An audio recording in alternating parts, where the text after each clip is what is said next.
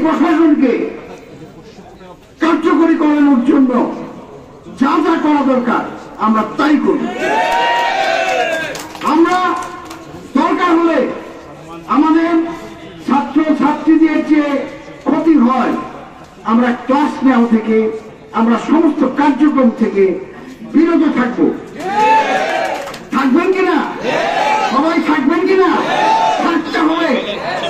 এটা আমাদের লেগাছি, এইটা কিন্তু ছেড়ে দেওয়া যাবে না। 2024 সালের বৈষম্য বিরোধী আন্দোলনের পরে আমাদের এই স্বৈরাচারী সরকারকে তাড়ানোর জন্য এই সমস্ত শিক্ষক, অফিসার, কর্মচারী, বিশ্ববিদ্যালয়ের ছাত্রছাত্রী মিলে আমরা সবাই কিন্তু আন্দোলন করেছি, তাই না? করেছি না আন্দোলন? 25 সালের ভর্তিতে আমরা দেখতে পাচ্ছি কে বা কার উস্কানিতে এই বিশ্ববিদ্যালয়ে হঠাৎ করে, বাংলাদেশের আর কোন বিশ্ববিদ্যালয়ে কিন্তু হয়নি, এই বিশ্ববিদ্যালয়ে হঠাৎ করে এই প্রাতিষ্ঠানিক সুবিধাটা কার্যকর করা হচ্ছে না। ছাত্ররা আছে জাতির ভবিষ্যৎ। এই রাজশাহী বিশ্ববিদ্যালয়ে আমি লেখাপড়া করেছি, আজকে এই বিশ্ববিদ্যালয় প্রশাসনে আমরা নেতৃত্ব দিচ্ছি, কালকে আপনারা জাতিকে নেতৃত্ব দিবেন। ওই মানুষটার মনের কথা যদি আপনি না বোঝেন, আমার বুকের আকুতিটা যদি না বোঝেন, তাহলে আপনি নেতৃত্ব কিভাবে দিবেন? আপনাদেরকে প্রশ্ন করে দিতে চাই, আমি প্রশ্ন করতে চাই, সেই মানুষটা স্বপ্ন দেখে চিন্তা করে আমার সন্তানটা যদি বিশ্ববিদ্যালয়ে ভর্তি হতে পারে, তাহলে আমার এই যে টয়লেট পরিষ্কার করা, আমার ঝাড়ু দেওয়া, আমার এই ছাত্রদের কথা শোনা, আমাদের প্রশাসনের কথা শোনা, সবগুলো আমার সফলতায় পরিণত হবে।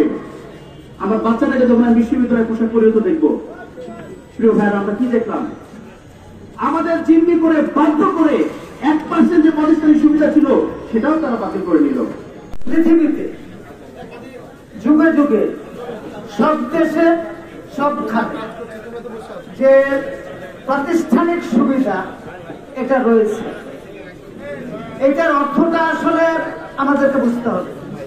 কারণ এখানে মূল স্টেক হোল্ডার হচ্ছে ছাত্র ছাত্রী, আর আমরা যারা আছি শিক্ষক, কর্মকর্তা, কর্মচারী এবং আরো অ্যাসিস্ট্যান্ট যারা আছে, সকলকে রাখা হয়েছে তাদের সেবা দান করার জন্য। এখন ছাত্রছাত্রীদের এই সেবাকে বা অন্যান্য প্রতিষ্ঠানের যারা কর্মরত আছে তাদের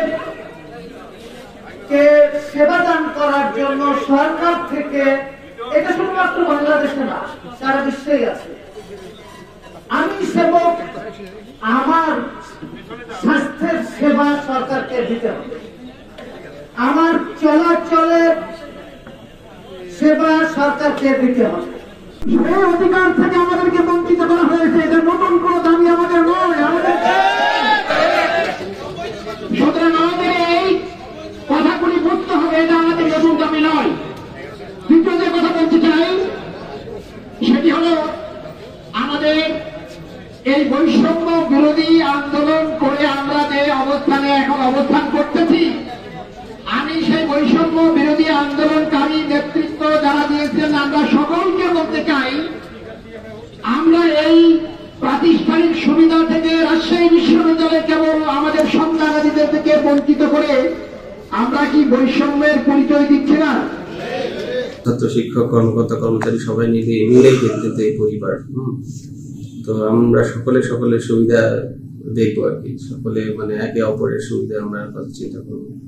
হ্যাঁ, তারা যে কথাটি বলছে এটা মানে অনেক ক্ষেত্রে যৌক্তিক আসলে। কারণ হ্যাঁ, আমাদের সেন্টিমেন্ট ছিল যে অবশ্যই আমাদের যে কথাটি ছিল যে কোনো ধরনের কোটার বিরোধিতা সবাই করছে, আমরা করছি।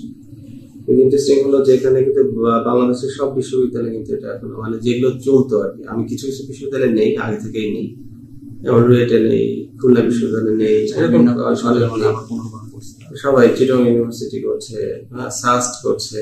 তো এখন সম্ভবত কারণে তাদের দিক থেকে একটা দাবি উঠছে যে তাহলে শুধুমাত্র আমরাই কেন এটা বন্ধ করবো, সেন্ট্রালি তাহলে বন্ধ হতে পারতাম। এই দাবিগুলো আছে, এই কথাগুলো আছে আর কি, এইটুকু আছে। এখন এর পরবর্তীতে এখন সে বিষয়ে আমাদের আলোচনা হয়নি।